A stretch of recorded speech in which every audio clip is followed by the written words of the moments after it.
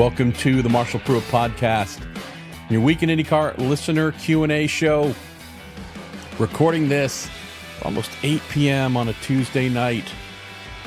This is the time that I've been able to get started on the show, y'all. My apologies. Been a whirlwind? I don't know, roller coaster? Pick some sort of swirling up and down moving motion machine over the last week and whatnot. Jamming between Long Beach and then Barber. All kinds of fun getting home. Did finally get home Sunday night, late Sunday night past midnight. For reasons I can't figure out. Didn't sleep on the flights. Was exhausted. Been fighting an infection that got some sort of spider bite Saturday night in my hotel room at Long Beach. And yeah, by Wednesday, Thursday, it had gone from like small size of a quarter to, I don't even know, like big, medium size dinner type plate and nasty. So was fighting that, still fighting that, but on the downhill side. And so in honor of just a wild and crazy last week plus of IndyCar, I am pulling out something from the private collection. This is courtesy of my truly dear friend Steve Bonnick, a member of the Pruitt listener group. I have in my left hand a prized can of Wizard Burial Ground. This product is just something that I protect and hold on to like it is truly precious material from good old Vivant Brewery BBA Quad. This is one of the lower APVs, 10.8% in this pint. This bourbon barrel aged quadruple ale. There's a couple of 14.3s that are tucked aside for, I guess, when I need a little more weapons grade fun here. But yeah, this product of Michigan, it is truly my absolute favorite beer. And so, I guess, well, on the downside of fighting an infection and still taking antibiotics, I probably shouldn't, but oh, yes, this just changes my world in the best kind of ways. Oh, Father. Oh, thank you, Father. The Lord has created many, many amazing things on this planet Earth, and this is one of them. Oh, woo, thank you. Hey, we got a lot to talk about. Been trying a newer format the last couple of episodes, which is basically to try and be on the bad pun alert, the push to pass button, to jam through the episodes in about 40 to 45 minutes. Telling you up front, ain't happening this week. It's way too much to talk about. Our pal Jerry Sudduth, who puts the questions together, starts off his email here with the Word document saying, "Hey, Marshall, this may well be a record breaker. We have over 4,000 words and nearly," yeah, Jerry, this has to be a record, 90 questions at the time of collecting these. And that was yesterday. And there have been more that have come in since. So just letting you know, if you are wanting to get through the podcast at a faster rate, without a doubt, this is a 1.5 to 2x speed episode, just because there's a lot to get through. So let's say a big thanks to our friends and partners who make the show possible. And I'll speak to you here on the other side and we'll get rolling. Time to say a big thank you to our show partners on the Marshall Pruitt Podcast, starting with Pfaff Technologies, build-to-print composites manufacturing company. They're specializing in medium to large-scale automotive, motorsports, and military applications. Visit pfafftechnologies.com. It's Pfaff technologies.com to learn more about their services and how they can benefit your business. Next, it's the Justice Brothers, makers of premium additives, lubricants, and cleaners, and servicing the automotive and motorsports industries for more than 85 years, with victories in all of the biggest North American motor races, including the Indianapolis 500, the 24 Hours of Daytona, The Justice Brothers products are truly race-proven. Learn about their vast history and range of offerings at justicebrothers.com. If you're fond of awesome motor racing collectibles, including Pfaff Motorsports McLaren gear and goodies, pay a visit to torontomotorsports.com. And finally, we have a new online merchandise home for the podcast, thepruittstore.com. For all the show stickers, models, the racing memorabilia I'm trying to sell and put towards our fund to buy a house is now live and rocking. thepruittstore.com. Massive appreciation to y'all for listening to the show, giving our partners, our sponsors, lots of fun and value and being part of what we do. And also, again, here, a couple weeks ago, passing 10 million total downloads for the show since it started. So thank you to y'all for making that possible. Home for a week and a half between Barber and Monterey IMSA. So I'll be skipping the Indy GP in favor of attending and covering the local IMSA race here. I think in that time I'm going to try and re-record our little thank you sponsor roll and add an item in there which I am constantly failing at. Truly, it's lame on my behalf. And that is telling y'all how to submit questions each week. Want to make sure that folks know what to look for and when and how to do it. And so that is indeed something where I put out a call for questions, usually on Mondays. Sometimes it happens on Tuesdays, but put out a call for questions on my Twitter/X profile at Marshall Pruitt. And then on Facebook with the Marshall Pruitt podcast page, put out a call, say, hey, you got questions, submit them here, reply to this post on X, or post a comment here on Facebook. Jerry, who can see all of those things publicly, grabs them. That's why we don't do DMs and emails and that kind of stuff. So that's how we do question submissions each week. But I'm going to do a little updated pre-roll there and also mention how folks can join the Prude listener group, of which I was able to see a couple of y'all in Barber, which is fantastic. So with all that said, let's get rolling with your questions. We're not going to get to all 90, but we will indeed get as far as we can. And our first one coming in from Mark Sliosis. Mark, thanks again for sending this in. It says, Marshall, not sure if this is a legit way, but let me ask. Why should I have any trust that the IndyCar series is not rigged at this point? Between the owner, Ilmore, Team Penske, all having an extra relationship. The incident feels like a broken heart here from distrust. It says, Alabama was a great race, but I'm disappointed that Penske won because I can't trust them now.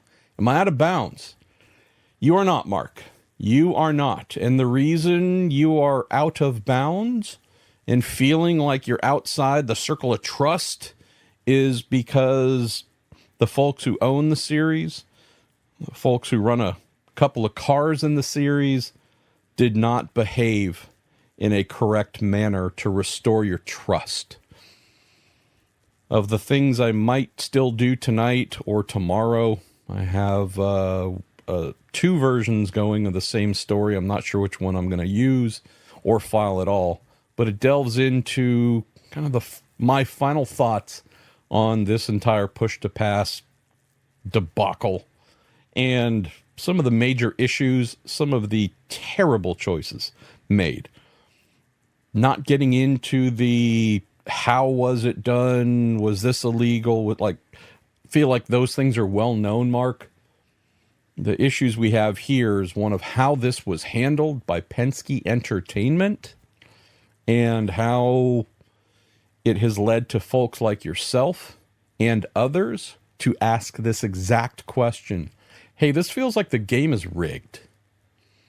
We have this bizarre scenario that I really can't think of in any other form of major sports where the person who owns the whole league, the whole series, also has a team that competes in it, and they got caught cheating?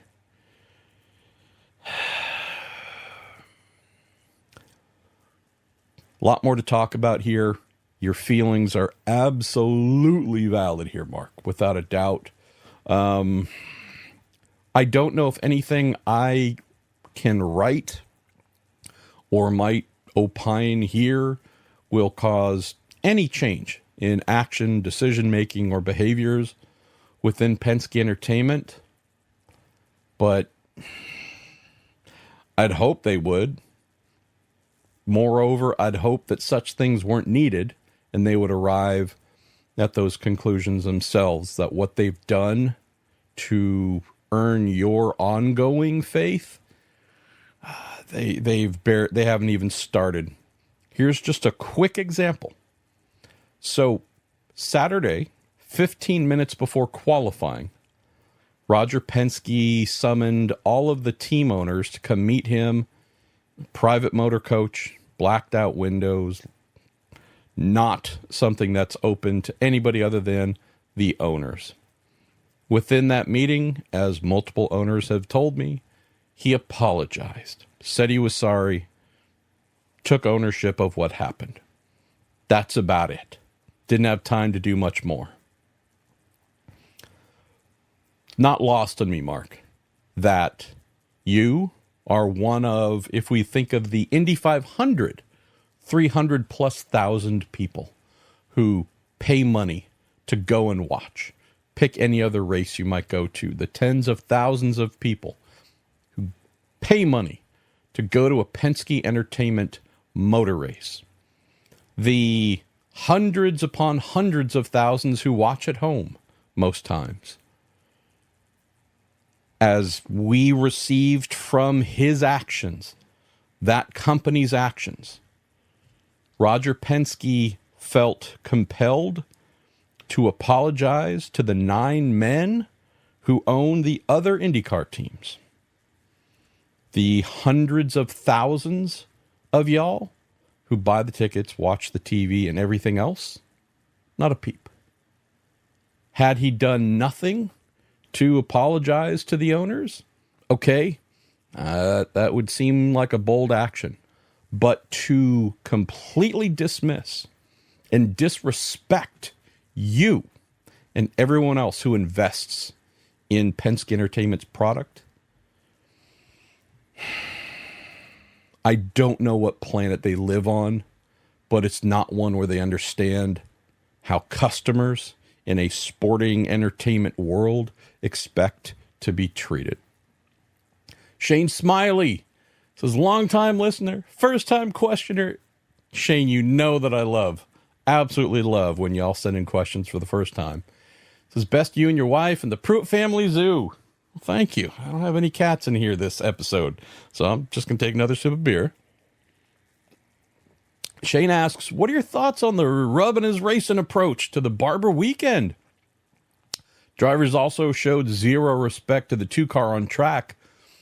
As the golden boy, that being Joseph Newgarden, become the series black hat. Oh, look at that. And you work in black hat into this. This is a mighty fine chef's kiss. First submission, Shane. I am a massive fan of how Race Control treated Barber Motorsports Park. Thankfully, we didn't get into anything that was allowed to get dangerous. We also didn't get into a place where every little knick-knack contact was turned into a drive-through or whatever else. They, as you mentioned here in the rubbing his racing part, they let them put their hands on each other a bit. There was some rough-ish driving that was allowed to take place. Before I started recording, I was watching the Knicks and the 76ers play in what should have been an elimination game for the Knicks to blow out and knock out the Sixers. The Sixers fought back, and boy, the last few minutes of regulation, then even into overtime, those whistles weren't being used a ton, and I appreciated that. Important game. Don't let them, throw knuckles at each other, but hey, they're fighting hard for something that matters. Let them figure it out themselves. That's exactly what I saw at Barber, and I loved every moment of it. The dive, turn 5, We need a turn 5 at every track. Maybe even the Indy 500. I don't know. Turn 5 at Barber is a gift that keeps on giving. I'm going to try and fake you out by going left, then right, then left again into the brake zone. Or I'm braking way too late, and I know my car isn't going to stop on its own, but you're there on the outside, so I'll use you to slow me down. Like, not exactly the way you want to teach the kids coming up in the USF championships and Indy NXT how to behave, but at least among the adults, I love that race control kept the whistle over in the corner and really did not dip into using it too much. On the 2-car side, we need to see another race. See if there's more than one event's worth of data to build off of to answer that, Shane. Would say without a doubt, the amount of people who drive Indy cars, who actively dislike him, might feel like they got the green light to do as they please and express their dislike or displeasure of Joseph in how they choose to turn the steering wheel, accelerate, and brake. I don't want to see that turn into a thing, right? I don't believe a word Joseph said. I got no sympathy for him like many of the drivers related to this specific thing. I also don't want to see this turn into him and the 2-car being knocked around. I won't say picked on. He's a grown man. He's probably might not be the biggest in terms of height, but in terms of like muscles, probably the strongest. The guy, look, I can't tell you whether he can fight or not. I don't know. But physically, he's the guy that nobody would want to mess with. So, be smart. But just saying, I don't think anyone could, quote, bully him with their on-track behavior, but I wouldn't want to see it turn into that, right? I would rather know that whomever it is that is fighting him for position can beat him and beat that team based on skill, not just crazy aggression that they hope goes unchecked. Mr. Geek Dave says the aggressive racing at Barber was fun to watch. Do you think the calls and non-calls were accurate for the race? I do, but again, I think it's a little more situational, Dave, right? We get a okay amount of that every year at Barber. It's not something that is totally out of expectations, so therefore I think here it's okay. Indy GP, it's not so much of a thing, right? We know, I forget the exact corner number, but coming off of the long infield straight where they brake hard and make that left, get a bit of argy-bargy there, but not a ton, heading into turn 1, 2 a little bit, sure. But for the most part, it's not a knock-around race. So I think for what we had at Barber, I think it kind of fit what we expect. Captain Pike 2205. Didn't it seem odd that Pietro and Stingray both had issues with their steering wheels this weekend? Have you heard anything in the paddock with those? Heard that one was, quote, finger trouble. That wasn't in and on the record conversation. Finger trouble's another way of saying might have been something where the mechanic side assembly was not correct. Full honesty here, I haven't been able to chase into such things yet to the depth that I normally would, just because the racer mailbag that I filed for Wednesday morning's go live, I believe also, like the mailbag here, or the mailbag, the Q&A show is, I think, the biggest ever, just about 25 pages of Q&A and responses there. So I've been buried in that all of Monday, and until I think around noon today, and been dealing with other things since. So thank you for asking. Eric Franklin, you say, for a motorcycle track, Barber sure produces some great racing. Seems several cars struggled in turn 5 with drivers stating they had brake balance issues. It seems to be a recurring theme. What's the cause of this? Hard to say. Braking issue is different than brake balance issue. If you're having a braking issue, you're stepping on the brakes and the car is not stopping as you would expect. Brake balance would just be too much at the front, which would tend the car to lock pretty quickly, possibly spin because you're putting all that big weight immediately on the nose of the car, potentially getting the rear a little bit light, especially over a crest like you have at turn 5. You could then also have rear brake bias, too heavily apportioned to the rear, and that's where you often have cars that go kind of sneaking into the runoff because you're not giving the front axle, the front brakes enough power to really clamp down and stop. You're not putting enough weight on the front of the car to get as much grip as you want there. So I wouldn't say what I heard at Barber really stood out to me, Eric, as being like massively out of what I would expect. Ken Anderson, short question. What did Colton say to Santino after the race?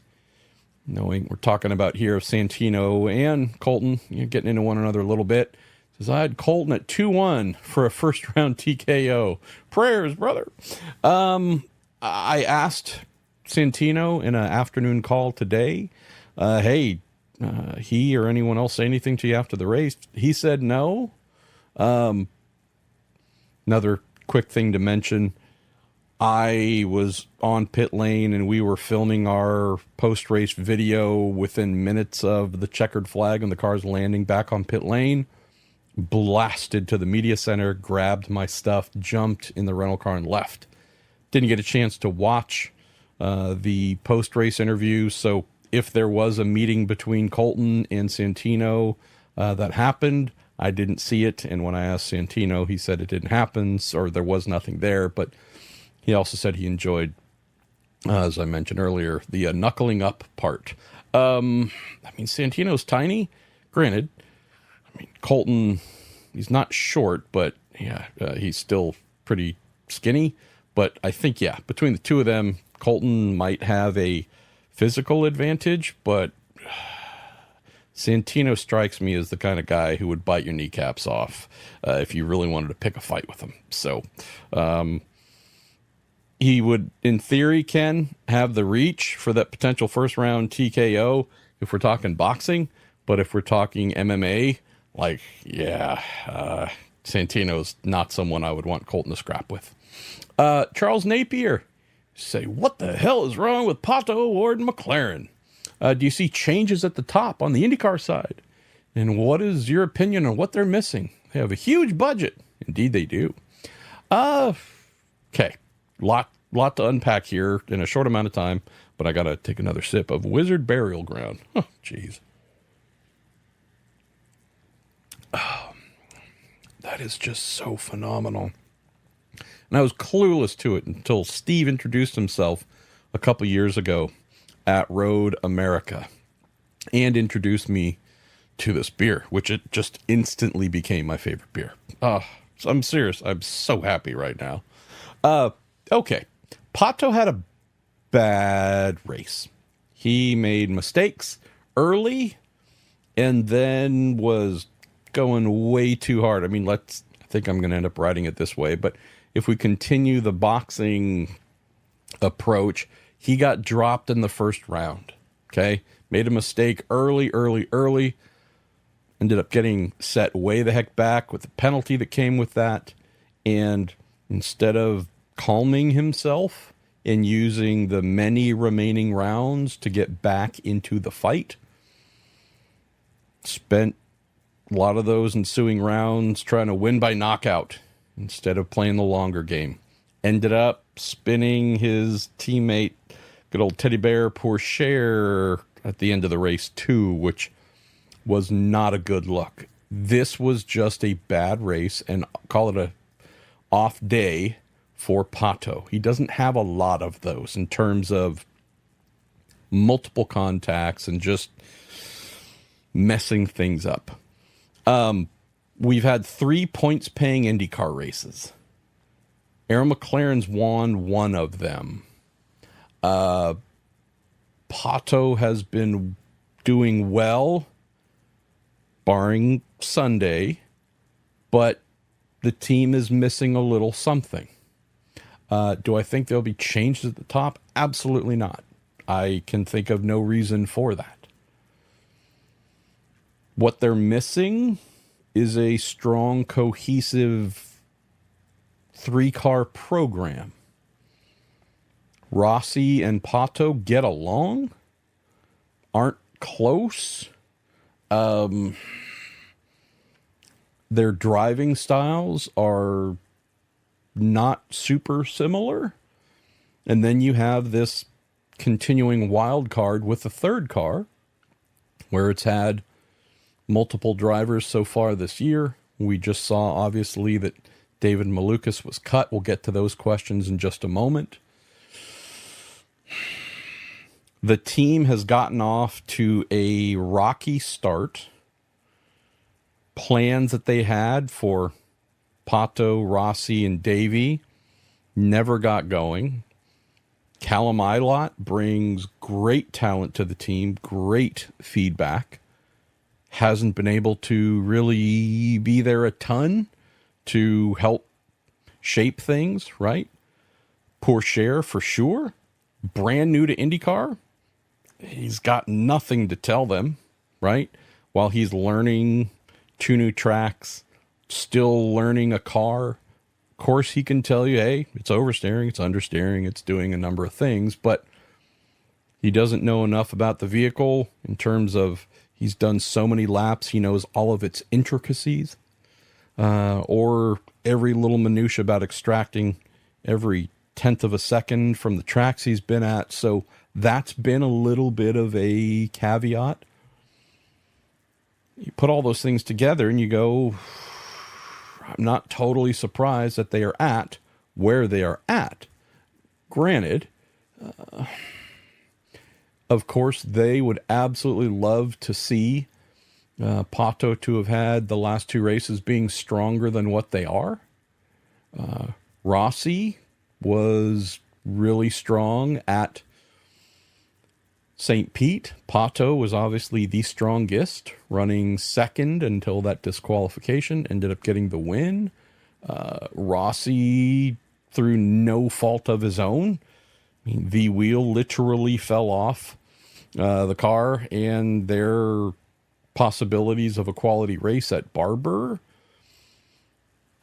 I would say that of all the teams going into this brief break between Barber and the Indy GP, this is the one team that needs the time more than any other to take a big collective breath and reset.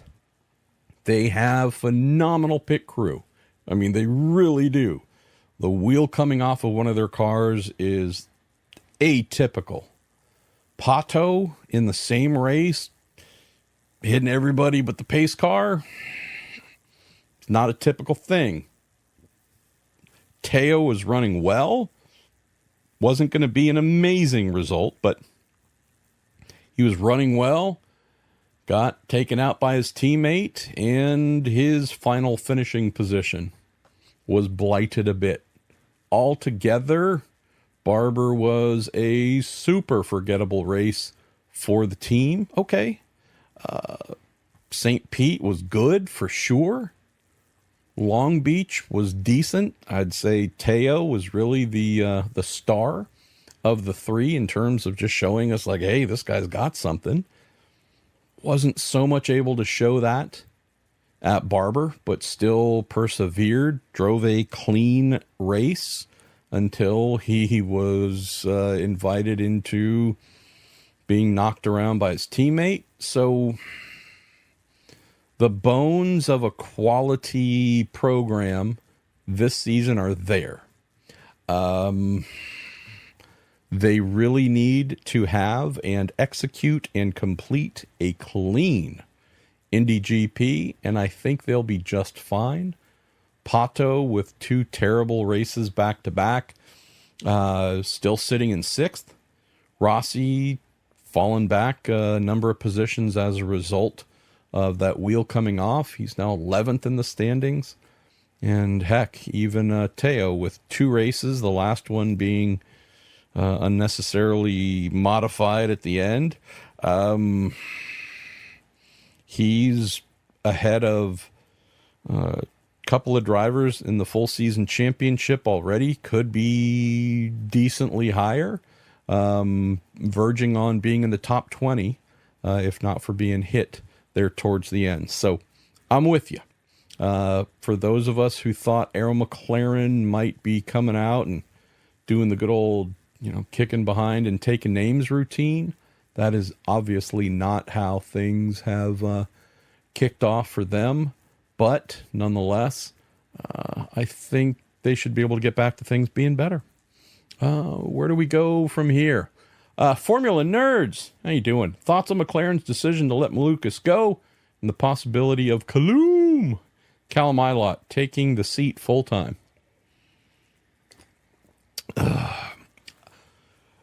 Saw Davey on Saturday, and there was something different about how he greeted me. Was there with good folks, Shooter, Manbeard, a.k.a. Nick Leo, and Will Erickson and Lauren Gaudian from the team on the comm side, and just chatting with a variety of folks, waiting for Pato for a little video.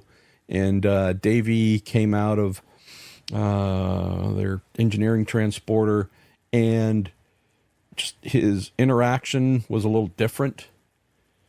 It was the look behind his eyes that told me, oh, we're there.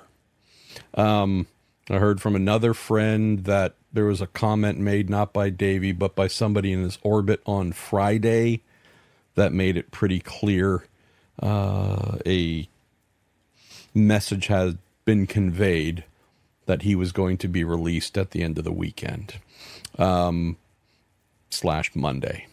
And so seeing Davey and just his spirit being in a very different place, it just, for whatever reason, hit me that, I think we're going to be writing about the end has been reached, and within a day or two, not some point in the future. And that is indeed what took place. So just sharing a little bit of that. Got a couple of questions here about Davey, so want to give you a little bit of thoughts here that might fill in some of what's to come. So it was really cool last September, Monterey, when we did his first ever interview as a member of Arrow McLaren.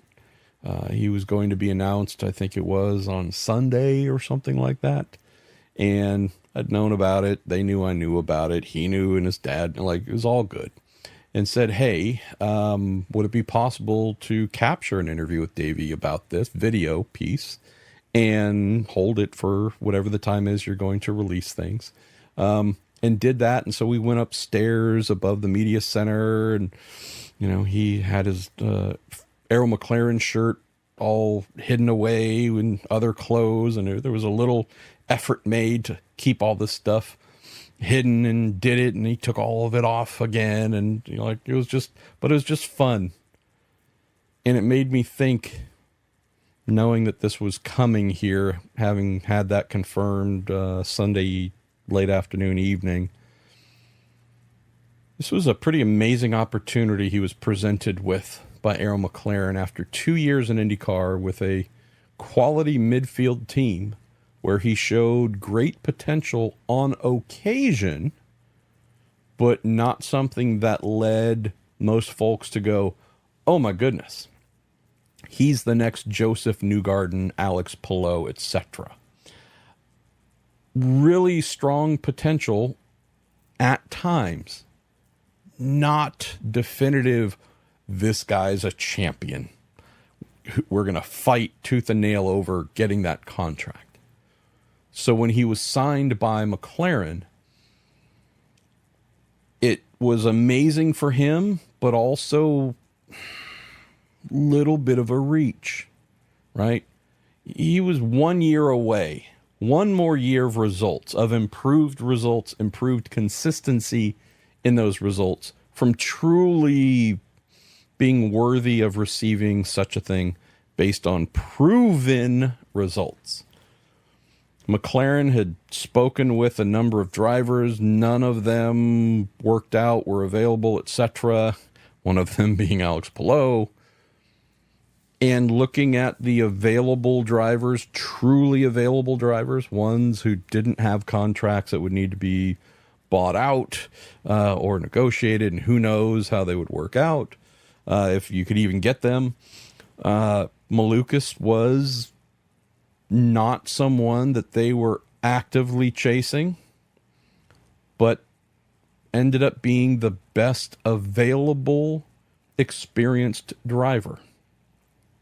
So just want to be super clear here. None of what I'm saying is critical of David. It's, we think you're going to be good. We haven't seen enough to know that you're going to be the next Pato, but let's give it a shot, because we're not finding a true ready to go Pato 2.0 to plug into that car. Looking at making a change, obviously, with Felix Rosenqvist. Felix was commanding interest from a couple of teams. That relationship was headed towards a finish line.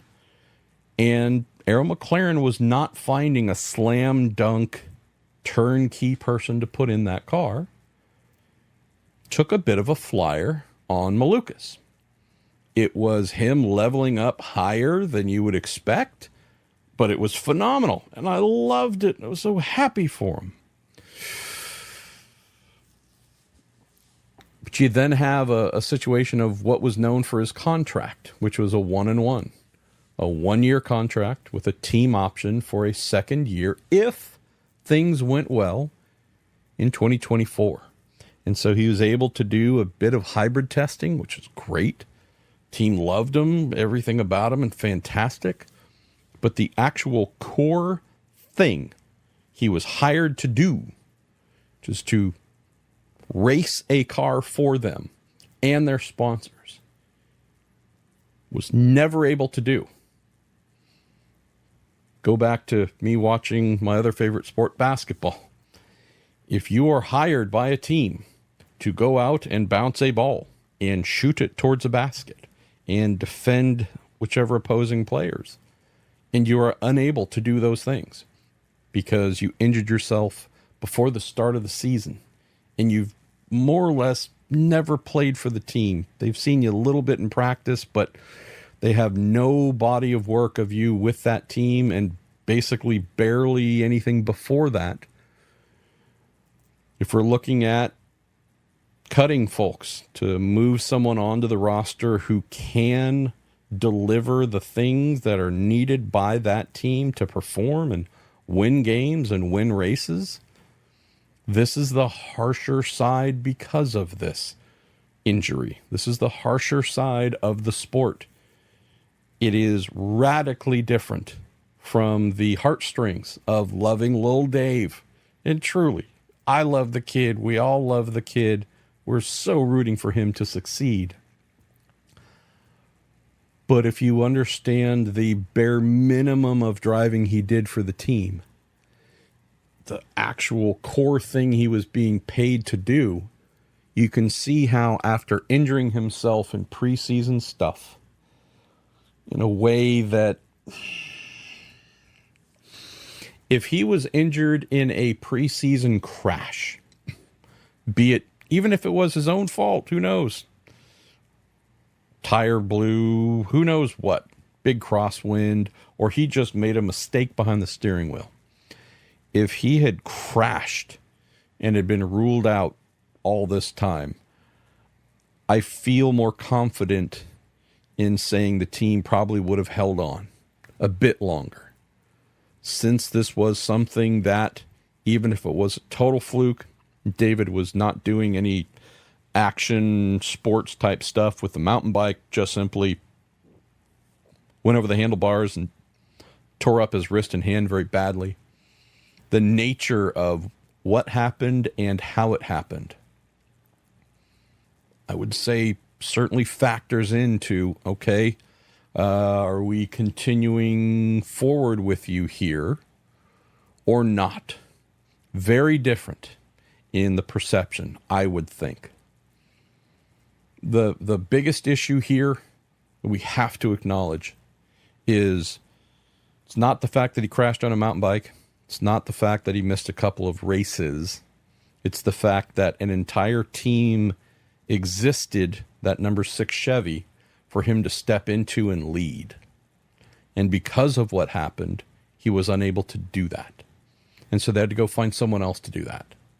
But there was nobody that truly fit the bill to do every race, who had oval experience, who had road and streets and you name it, that was universally available for all of the races they might need. You could say, well, wouldn't Connor Daly fit? Yes, for sure. But what if they needed a driver for that 6 car for the Indy 500 already signed with John Reinbold? What about Ryan Hunter-Reay? Ryan Hunter-Reay is amazing. I don't know if the team would look at him as someone to put into that car, just since Ryan's no longer really trying to do full-time IndyCar. What about, you could run through a lot of names, I'm sure. Love all of them. Many of them are dear, dear friends. For what Aaron McLaren's looking for, someone that can take that 6 car and run towards the front right away and everywhere they go, there's nobody that stood out as a single solution to do that. And so they ended up with a compromise. Okay, Callum, awesome. We're able to get you in, did some testing, got you through the first race, going to do thermal, the non-points race, but hey, then you have a conflict with your full-time job over in sports cars. Okay, well, we won't see you at Long Beach, but we got this kid, good old teddy bear Pourchaire. And he also has some conflicts, too, with his Super Formula obligations. And so they're having to go back and forth. And that's where the building chemistry among teammates, engineering chemistry and feedback, and it's where all these things detract from the program's strength and performance.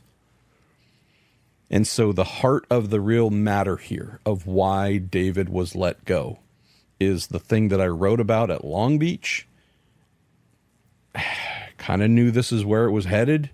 Tried not to say it as sharply in that piece, but if you read it, I know a couple folks reached out afterwards and like, hey, is this headed in a bad direction? To which I said, yes. I don't want to claim it here yet because who knows? Miracles do happen. Could be in the car at Barber, but Teo's going to be in it, or is expected to be in it. And if that kid has a good weekend, I think that seals David's fate. Teo ended up having a pretty good run on Sunday till the issues we mentioned that weren't of his making. The injury is not healing. Can I say at all? No, of course not. I don't know exactly percentage-wise, but in terms of it's not healing in any kind of expected or predictable rate that would say, okay, this date on the calendar, you should be able to drive an IndyCar again. It's not happening and that capacity in any way. And that's why where we are at today is where we are at today. I hate it for Davey, but the team needs to move on for its sponsors and for itself to say, okay, we still can't think of one person with oval experience who can do all the races, but we're at least going to say we're turning the page instead of continually hoping and waiting and seeing. And nope, we're committing to making a change, and we will buckle in and see how this goes for the rest of the year. Callum has a really good deal in the WEC to close here. Formula_nerds. I wouldn't pretend to know what's in the contract, but this is something where if he wanted to get out of it to potentially take over the seat full-time here, I heard rumblings that might have been expressed to him coming out of Thermal. Hey, we're going to need to go to Long Beach here shortly. It looks unlikely like we're going to have Davey in the car. If you really do want this, then, that's something you would need to take into consideration, because if you're not able to do it, we're going to have to put somebody else in. And if they ended up doing a great job, then, that might make your case a little bit harder to plead. So Teo, I don't know his Japanese Super Formula contract, what that entails, but they don't have a ton of races this year. But McLaren is wealthy and influential, and of the two, I would think they would have a better chance of trying to get Teo in the car after Indy, try and do oval testing, oval rookie runs, and if they're thinking about using him maybe next season as a full-time solution, what better time than now to start learning about ovals and see how he does. A lot of stuff here in the horizon. All right, we're going to jump through a couple more here on Davey, I think. Let me read through these and see if I didn't cover them all off. Arvind Mahadevan say, hate what happened to Davey Malukas, but not surprising because injury was not while driving. Asked about who is the most likely replacement for next year there. Is it Ilott or Porsche or someone else? Keep in mind, Alexander Rossi is also out of contract at the end of the year unless the team decides to offer him an extension and he decides that he wants to accept that. I'd say month of May is going to really be an important month in terms of coming up with answers here, Arvind. If I remember correctly from the story that I wrote a day ago or whenever it was, Ilott has a conflict for the Indy GP, so I would think that would make Teo the natural choice. Teo has no oval experience. He would not be allowed to do the Indy 500. I've heard since Long Beach, actually prior to Long Beach, that Callum has been scheduled to be their Indy 500 driver. So I would expect him to do that there. If Teo is in the car for the GP and does as well as I think he will, or how's this? He just needs to mirror Pato. If he can run closely to Pato, I think that's going to answer everything they need to know about him for the future. Callum does really big Callum things like he did last year at the Indy 500. I'd say that would also seriously make them think about trying to have him for next year. So will they have one vacancy? We know they have one, but will it be one or will it be two? So could they have both solutions here in front of them? Very possibly, Arvind. Go Faster Hank says, Malukas is such a young and promising talent. What teams might have a seat available for him to come back next year? Is there a potential room for Davey to do a few races later in the season in one of the revolving door coin cars? Fun. Spoke to Dale on Monday, and he said almost right away, he said, no, I haven't heard from the Malukases. And I'm like, okay, that actually wasn't the reason I was calling, but thanks. I don't think there would be any real issues of them working together again. I don't know if hopping into a car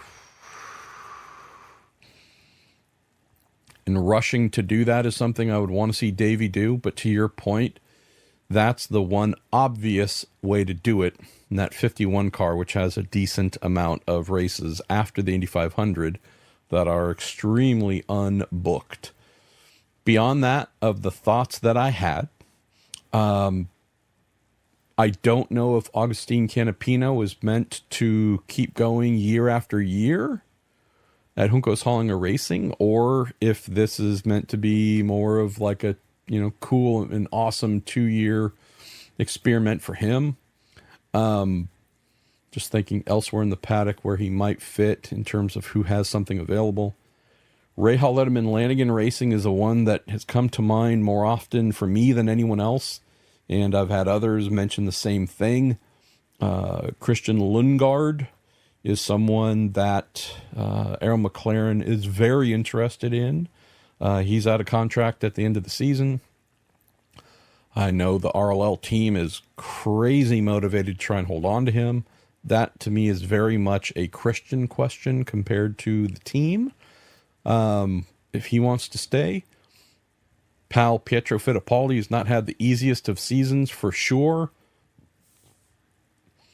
Would just say that if there was a seat that was open at RLL, I think Davey would actually be a really nice fit there.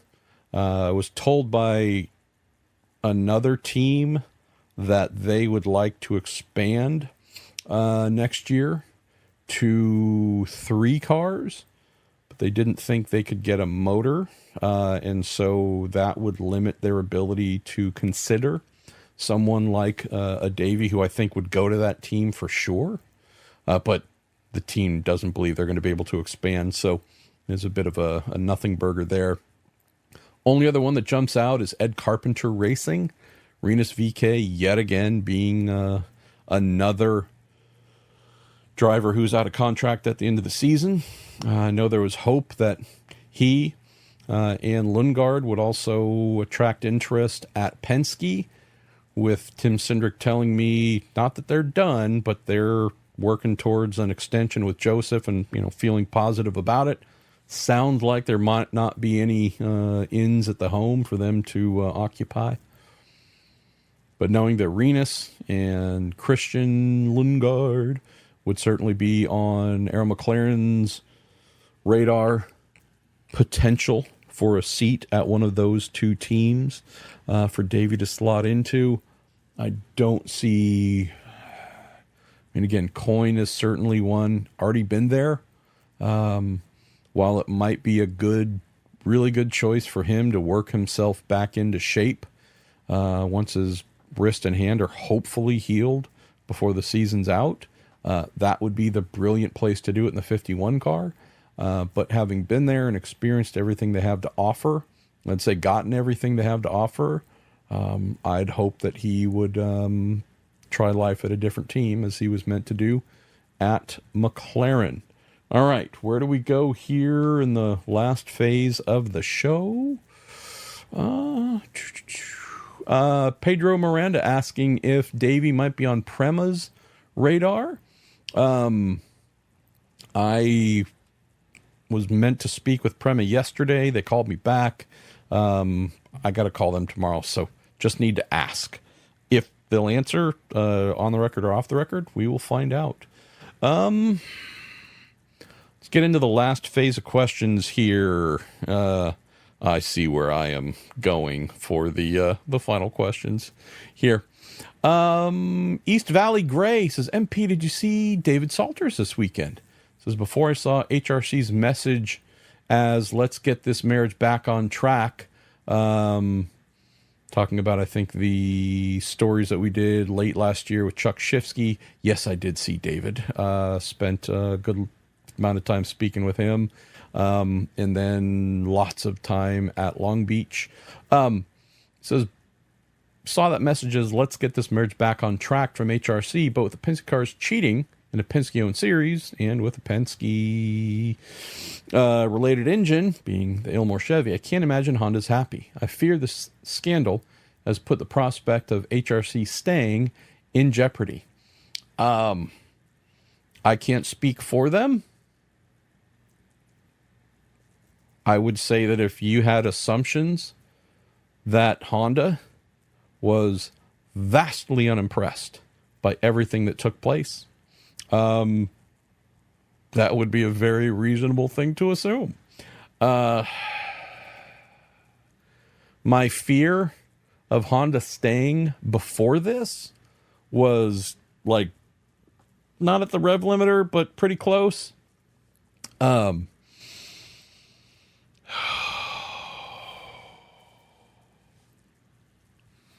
I am going to enjoy having Honda in the series for as long as they choose to stay.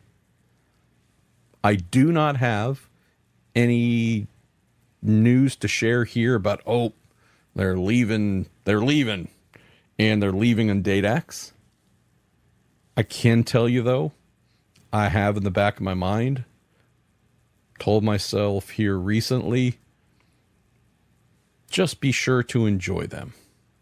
Because if they were to end up being gone, it would suck. Because they bring not just so much to IndyCar racing and whatnot, but culture-wise, the paddock, they are a rallying point for so many of us. Even teams and drivers that are Chevy, who were once Honda, still come to Honda hospitality and see all the great folks there. And again, both manufacturers bring inconceivable amounts of awesomeness to IndyCar. Honda is certainly at least 50% responsible for that.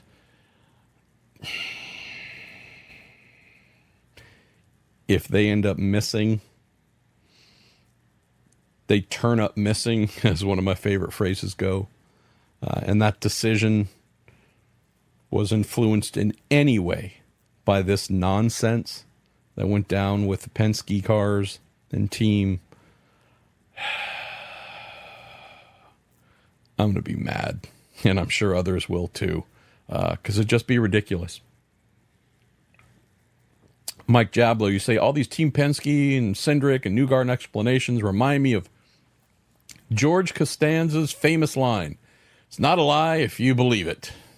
You are asking me, and I just did it, so I guess I'm complicit, but citing a line from the worst show ever that folks thought was amazing. Seinfeld, come on. This show is so bad. MP, how do you think Team Penske should have handled the issue? Oh, boy. Let's just take this out of Team Penske's hands altogether. And I don't want to go too long on this, but assuming this all gets written and published, this was a Team Penske failure. Yes. Even bigger to me than what happened, didn't happen, who knows. All the things that led us to this place we're in related to Team Penske pales in comparison to how this was handled by Penske Entertainment. I know that I'm often harsh on them, not because I want to be. Truly. You know how when I often refer to IMSA, I say really like glowing, flowery things? It's because the vast majority of what they do warrants it. I want to be able to say the same thing. Oh my gosh. Penske Entertainment, you guys are knocking out of the park constantly. I wrote one of those last week on the decision to ban or disallow politically themed sponsors and whatnot for the Indy 500. It's a brilliant decision. I'm so thankful they did that. I don't want to see a Biden car. I don't want to see a Trump car. I don't want to see an RFK car. I don't want to see an anybody car at the Indy 500. Great decision. Do not allow anyone to come in and try and divide this crowd. We're here to enjoy racing. Thank you. Keep it that way. It's brilliant. I think there's another one that I need to write here, or I hope to be able to write on two different facets. I spoke with Penske Entertainment today, and they're circling back on one topic that, again, I'm hoping someone will speak to me about. In theory, it'd be another attaboy. Hey, awesome. One other one I need to talk to them about occurred to me tonight. Could be a really positive thing. I'm always looking for something positive if it's there. That's my nature. Glass half full guy. But they make it hard because they're constantly smashing the glass. So that's where I'm at with Penske Entertainment and the handling of this. The ways in which they could have handled this noting the conflicts of interest that are unlike anything else in sports that I can think of. A failure in every single capacity. And so I won't get into all the details about what and how and when. That's what I'm going to try and do in the little story here, Mike. But this, to me, was not how Team Penske handled or didn't handle things. The comments and everybody with conflicting statements. Folks can attest to this. Probably many of you who are listening, because we had this conversation in person at Barber. I lost track of how many times I said, get your effing lie straight. I don't care what it is. Pick an answer. Again, I don't care. Pick an answer on what happened. Everybody get in the same room together or the same transporter, or I don't care. Walk into the wilderness together. But pick a story and everybody stick to it. Because when you don't, which they didn't, it leaves nothing but opportunities for drivers, and team owners, and broadcasters, and idiots like myself to go, but hey, he said the one thing was the truth, and then the other guy said something totally different was the truth, but you guys are like work together and are on the same car, and what in the world? So I'll just say that from a communication side, get your damn lie straight. Get your story straight. If you give us, even if we don't believe the answer, if you expose no light into this situation and what you said for us to try and crack open a little more, everyone just said the same thing, there'd be a lot less to talk about. The issues about Penske Entertainment's widespread failures in how it has handled this, coming maybe soon to a racer.com page near you. Michael Brennan, he said, Marsh, with all that has gone down with Penske and the push-to-pass situation, what is the vibe in the paddock towards the team? Are they persona non grata? You also say, thanks for all you do. That's sweet of you, man. So when I have pretty bold opinions about things or heavily formed opinions about things, I will often not go and immediately share those with other folks. It's when I am unsure about something, when I'll go up to folks, hey, what do you think about this thing? I realize it's kind of a duh. It's the way most things work. But when I feel like I'm pretty good on a thing, I'll instead try and just sit back a little bit and listen and receive what others are thinking instead of kind of putting what I have out there, which might steer the conversation. The amount of folks from other teams who drive the cars, engineer the cars, turn wrenches on the cars, strategize the cars, own the cars, manage the cars, who came up and said, wow, this is beyond acceptable. This was total lie, total BS, total you name it. It wasn't a surprise, Michael, but the using their inside voice on the outside, that was maybe the biggest and most clear indicator to me that something pretty seriously had been violated within folks by Penske Entertainment / Team Penske. We know, because I've mentioned it on the podcast a million times, and I've written about it a million times, that since Penske Entertainment bought the series, they've been pretty hardcore, draconian, and beating people up when they talk out of turn, say things they don't like, critical of the series, critical of the team, critical of whomever.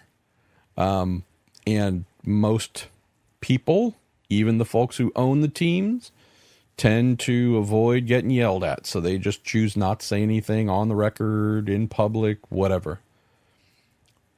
That was not totally different last weekend, but I can tell you that standing there in the paddock with someone speaking out loud with fans and whomever else around, not trying to hide their thoughts and going blasting with both barrels, It happened a bunch.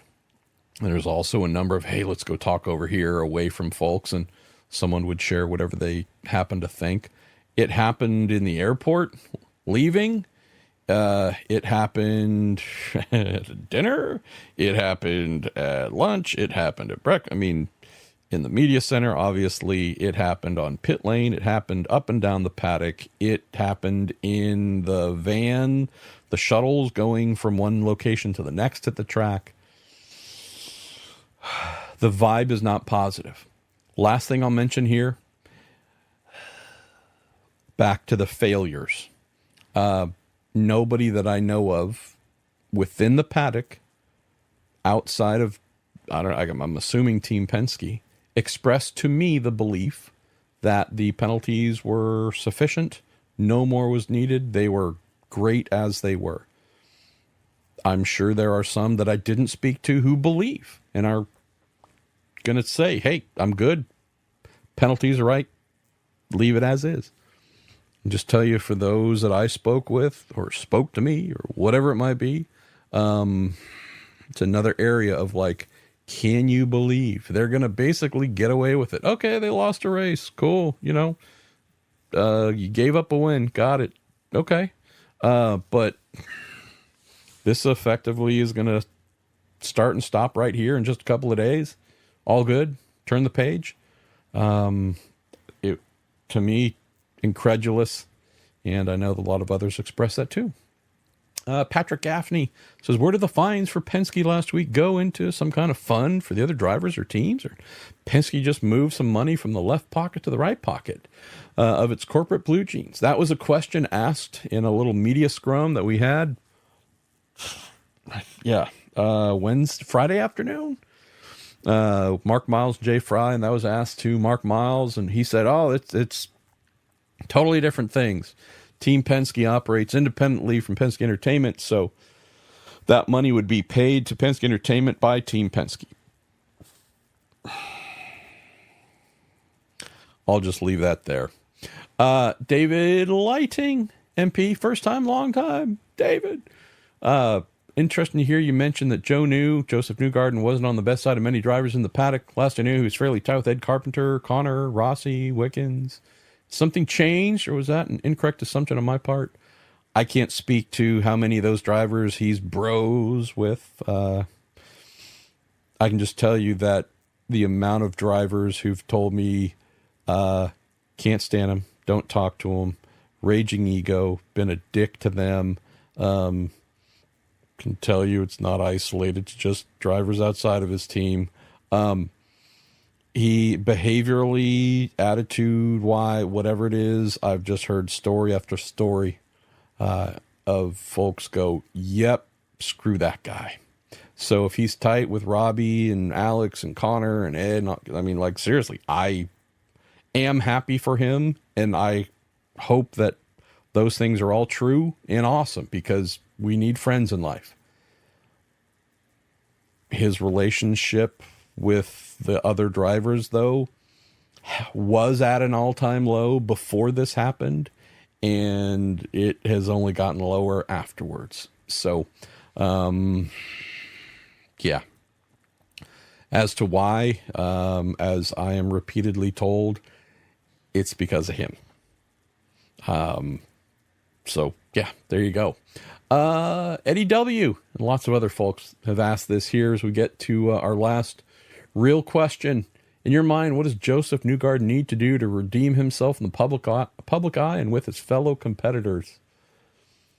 I think that one's pretty simple.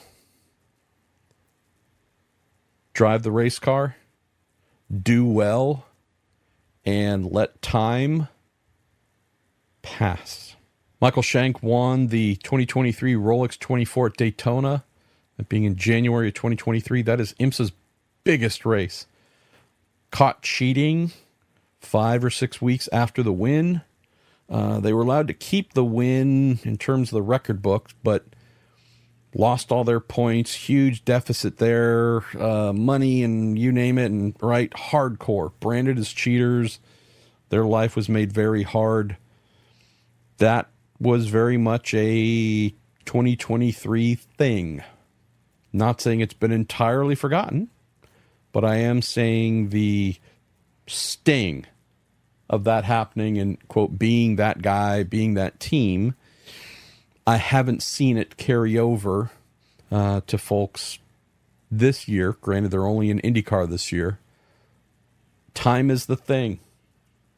I hope he does not continue to talk about it. He did himself zero favors by doing that press conference.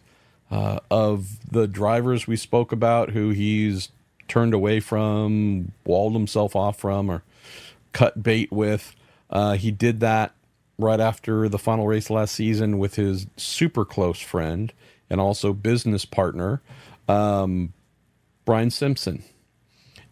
Brian, who looked after the media side, so bright guy. He was the guy who made the Bus Bros, did all those things. I said to Brian, and I'm told that many other folks said to Brian, man, I wish he had not parted ways with you. Because if he still had you on his side, and as his media and whatnot consigliere here, there's no way on earth you would have let him do that. It was such a bad look and such a bad decision. But choices he made led him to where he's at, being up there saying whatever he did. But I hope that was a one and done.